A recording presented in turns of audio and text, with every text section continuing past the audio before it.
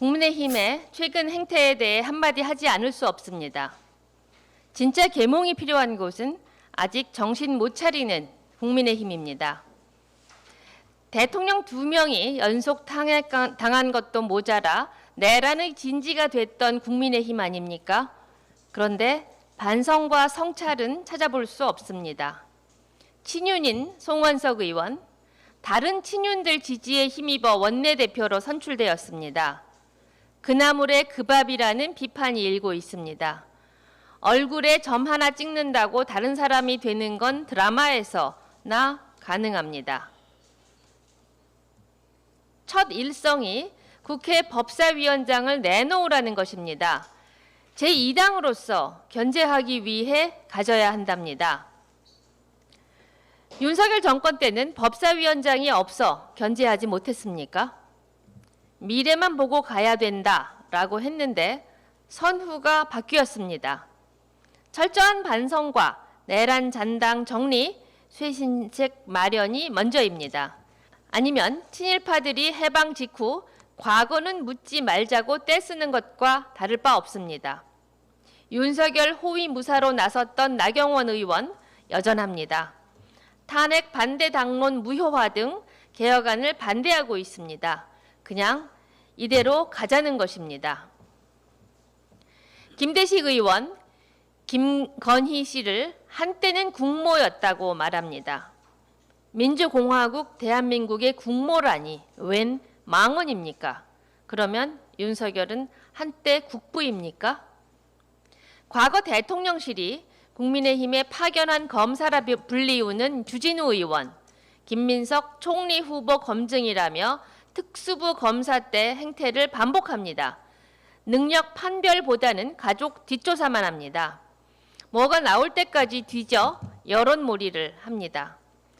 민의의 전당을 검찰 조사실로 만드는 재주가 용합니다. 참 잘한다고 윤석열이 칭찬할 겁니다. 대통령부터 대표, 원내대표까지 죄다 검사 출신으로 구상했다가 폭망했던 국민의힘입니다. 몇 주 전, 몇 달 전도 기억이 안 납니까? 하나하나 거론하기도 숨이 찹니다. 윤석열 대변인을 자처했던 윤상현 의원이 그랬습니다. 당장은 욕먹어도 1년 후에는 다 찍어준다. 모두들 이 말에 공감해서 그런 것입니까? 제1야당이 과거에 발목 잡혀 퇴행만 하면 이 나라에 그리고 국민에게 좋지 않습니다. 이제 미몽에서 깨어나십시오.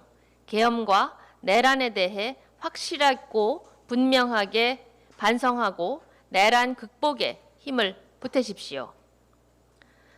살은 물론 뼈까지 잘라내는 처절한 혁신을 해야만 국민의힘이 다시 국민 곁에 설 수 있을 것입니다. 12.3 비상계엄 선포가 윤석열 김건희 부부의 불법과 부패를 감추기 위한 것이었다는 심증이 점점 굳어지고 있습니다. 내란이 성공했다면 밝혀지지 않았을 진실과 증거들이 하루가 멀다 하고 하나씩 공개되고 있습니다.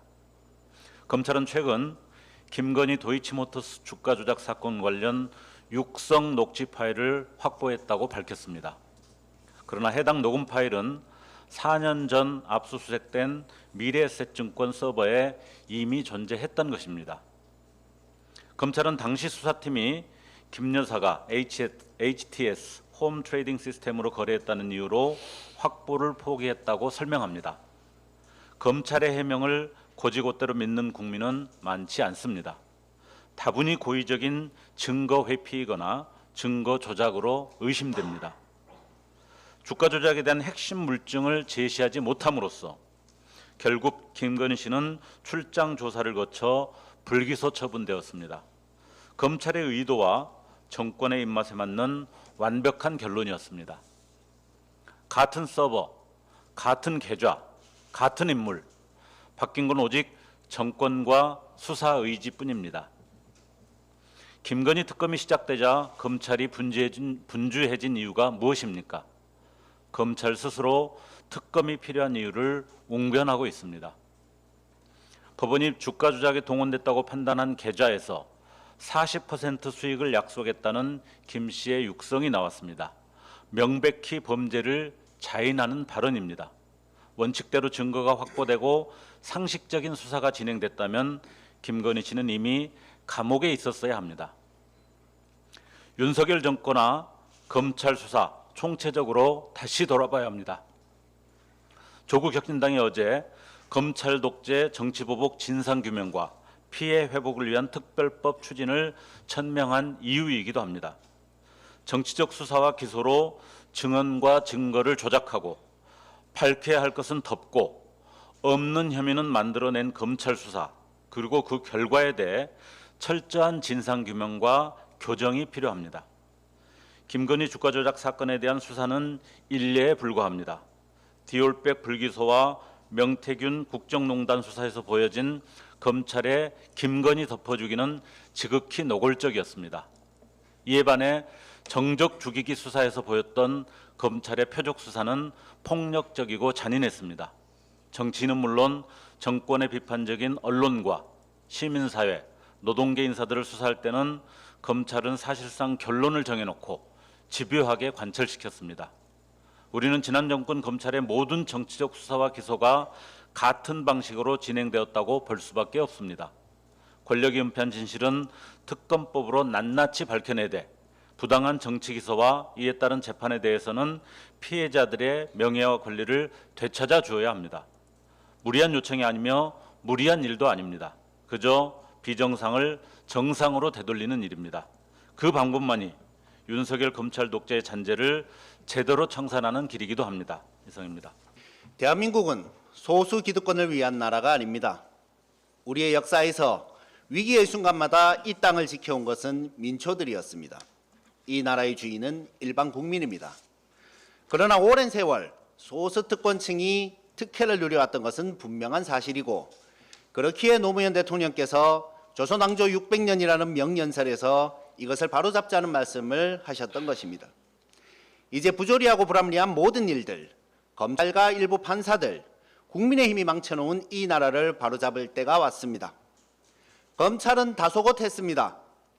도이치모터스 주가 조작과 명품백 수수로 조사를 받아야 하는 김건희 앞에서 서민들을 상대로, 심지어 전직 대통령을 상대로도 무례하던 검찰이 그렇게나 예의 바를 수가 없었습니다.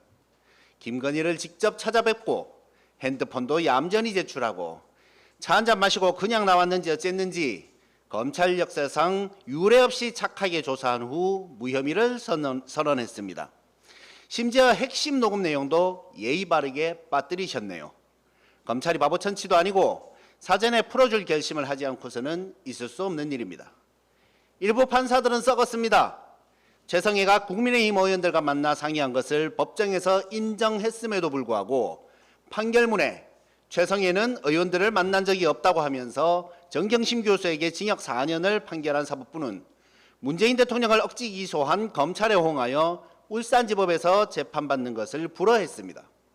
내란수기 윤석열에게는 인권 운운하며 구속기간을 시간 단위로 쪼개 불법으로 풀어주고, 김용현에게도 느긋하게 재판 진행을 하다 보석을 허가한 인권존중 판사들이 대한민국의 국격을 드높인 전직 대통령께는 어째서 이렇게 가혹합니까? 검사들은 김건희 앞에서 작아지고 김학의 앞에서는 시력에 문제가 생기지만 출국 금지를 막은 우리 조국 혁신당의 의인들에게는 잔혹했습니다. 판사들은 내란범들 앞에서는 작아지고 조국과 문재인 그리고 민주진영의 사람들에게 잔혹합니다. 이제는 이러한 불공정을 갈아엎어야 합니다. 국민의힘은 여전히 염치가 없습니다. 이혼한 엄마가 애틋한 아들 사랑으로 학비를 감당했습니다. 곽규택 의원이 청문회에 나와 카메라 앞에서 무슨 돈으로 학비를 냈는지 소명하랍니다. 전 남편은 이미 새로운 인연을 찾았는데 공인도 아닌 전처가 무슨 죄가 있다고 거길 나오라는 겁니까? 이건 사람이 할 짓이 아닙니다. 국민의힘만이 할 수 있는 발상입니다. 검증 필요합니다. 잘못이 있으면 지적해야지요.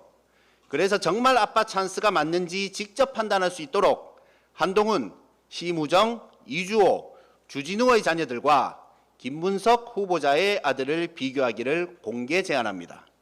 김민석 후보자의 경우가 이분들과 비교해 특혜를 누린 것이라면 조국 혁신당도 임명반대에 앞장서겠습니다. 주진우는 국회의원 아빠 없는 사람 서러워서 살겠냐는 말을 하며 김민석 총리 후보를 공격했습니다.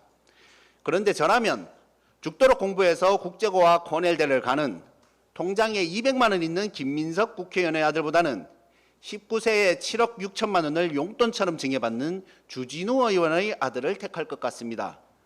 제 부모님께는 죄송하지만 가능하다면 다음 생에는 주진우의 아들로 태어나고 싶습니다.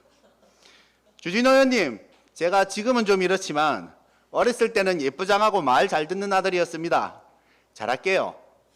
대신 뻔뻔함도 유전받지 않으면 정신 이상이 올 것 같으니 그 DNA도 함께 물려주시길 부탁드립니다. 70억은 나중에 상속해 주셔도 됩니다.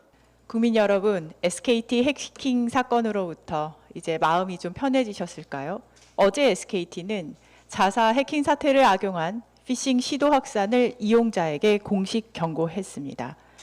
유심교체 해킹 점검 보상 안내를 사칭한 원격 앱 설치 유도, 악성 이메일 유포 등 2차 피해가 본격화되고 있습니다.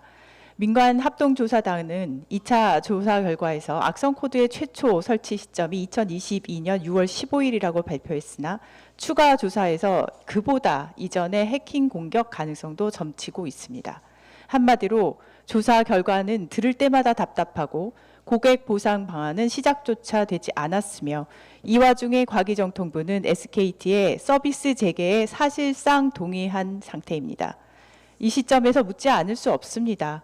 왜 과기정통부는 정권이 바뀌자마자 그 책임과 부담을 새로운 정부에 넘기는 방식으로 문제를 다루고 있는 것일까요? 그러면서 국정기억위원회에는 강도 높은 조사 진행 중 재발 방지 대책 마련에 대한 의지를 밝혔다 합니다. 앞으로는 그렇게 말하고 뒤로는 SK에게는 면죄부를 주고 새로운 정권의 부담을 넘기면 되겠습니까? 지난 정부 내내 반복되었던 사이버 보안 사고는 단순한 개별 사고가 아니라 정보보호 정책의 구조적 부실을 드러낸 사건들이었습니다. 그리고 SKT는 그 불신이 임계점에 도달한 사례입니다. 청문회까지 열린 사안임에도 과기정통부는 여전히 예전처럼 넘어가면 된다는 관성에서 벗어나지 못하고 있습니다. 새 정부는 달라질 수 있습니다.